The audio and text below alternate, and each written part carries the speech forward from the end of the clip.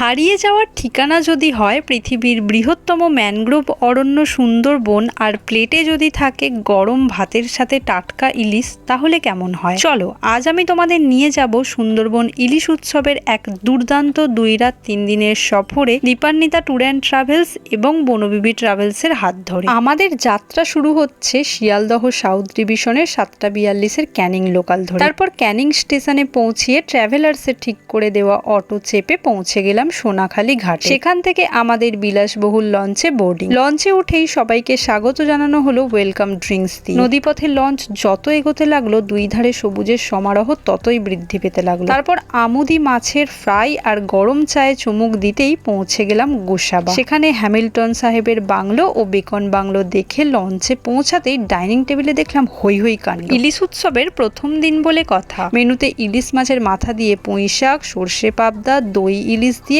এলাহি সব আয়োজন। সুন্দরবনের বুকে বসে এই রকম সব আয়োজন সত্যিই স্বর্গীয়। খাওয়া দাওয়া শেষ করে পৌঁছে গেলাম পাখিরালয়ের এক হোটেলে, যেখানে পরপর 2 দিন স্টে করব আমরা। সন্ধ্যায় ঝুমুর নাচের সাথে গরম কফি আর মুচমুচে চিকেন পকোড়া। রাতে বাসমতি চালের ভাত আর মাটন দিয়ে ডিনার সারলাম। দ্বিতীয় দিনে জঙ্গল সাফারি ও রয়্যাল বেঙ্গল টাইগারের খোঁজে বেরিয়ে পড়লাম। লঞ্চে গরম লুচি আর ছোলার ডাল দিয়ে ব্রেকফাস্ট সারতেই প্রবেশ করলাম কোর এরিয়াতে। সরকারি গাইডকে সাথে নিয়ে ঘুরে দেখলাম সজনেখালি, সুধন্যখালি ও দোবাকি খাঁড়ি। দেখা মিলল অনেক বন্য প্রাণী ও বনের রাজা রয়্যাল বেঙ্গল টাইগারের। রোমাঞ্চের মাঝেই লঞ্চের মধ্যে পরিবেশন করা হলো ইলিশের মাথা দিয়ে কচু শাক, চিংড়ি মাছের মালাইকারি ও জিভে জল আনা সর্ষে ইলিশ। হোটেলে ফিরে সন্ধ্যায় এগ চাউমিন ও রাতে ফ্রাইড রাইস, চিলি চিকেন খেয়ে ঘুম দিলাম। তৃতীয় দিনে হোটেল থেকে চেক আউট করে ব্যাগপত্র নিয়ে পৌঁছালাম লঞ্চে। লুচি, ডিম সিদ্ধ ও চানা পনির দিয়ে ব্রেকফাস্ট সেরে সুন্দরবনের স্থানীয় গ্রাম ও লোকনাথ মন্দির ঘুরে দেখেছিলাম। এবার আমাদের ফেরার পালা। তবে তার আগে শেষ দুপুরের ধামাকা মেনু হিসেবে ছিল সুগন্ধি ইলিশ বিরিয়ানি, চিকেন চাপ, সাথে চাটনি, পাঁপড়, মিষ্টি।